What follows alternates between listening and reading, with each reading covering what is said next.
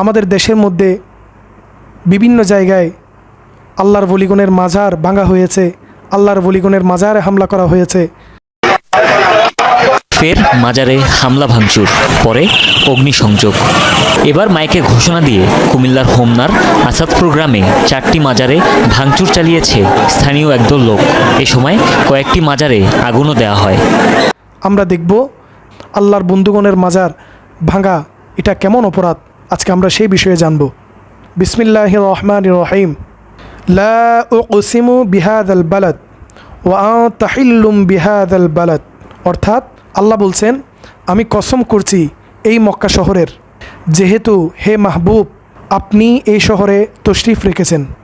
দেখুন, মক্কা শহরে আমার নবী আল্লাহর বন্ধু তিনি তশরিফ রাখার কারণে আল্লাহ তাআলা সেই মক্কা শহরকে সম্মান করেছেন এবং সেই মক্কা শহরের নামে তিনি কসম করেছেন। কারণ হচ্ছে একটা, সেটা কি? মক্কায় আল্লাহর বন্ধু তশরিফ এনেছেন।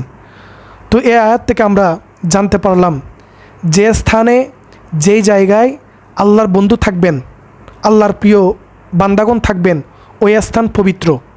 তো এখানে আল্লাহর নবী আল্লাহর বন্ধু তিনি যেহেতু মক্কায় এসেছেন, মক্কায় তশরিফ এনেছেন, আল্লাহ তাআলা ওই মক্কাকে সম্মান করেছেন, ওই মক্কার নামে শপথ করেছেন। কারণ হলো ওই মক্কায় আমার নবী তশরিফ এনেছেন। একইভাবে আমরা যে সমস্ত হক্কানি রব্বানি আল্লাহর সত্যিকারের ওলিগণের মাজার দেখতে পাই, সেখানেও আল্লাহর সত্যিকারের বন্ধুগণ আছেন। আল্লাহর সত্যিকারের বন্ধুগণ যে সমস্ত মাজারে আছে, ওই সমস্ত মাজার পবিত্র, ওই সমস্ত মাজার নিরাপদ স্থান। সেজন্য যে স্থানে আল্লাহর বন্ধু থাকবে, যে স্থানে যে জায়গায় যে মাজারে আল্লাহর বন্ধু থাকবে, আল্লাহর তাকওয়াবান বান্দাগণ থাকবেন, সেখানে আমরা কখনো কোনো অবস্থায় হামলা করতে পারবো না। হামলা করা এটা আমাদের জন্য চরম অন্যায়।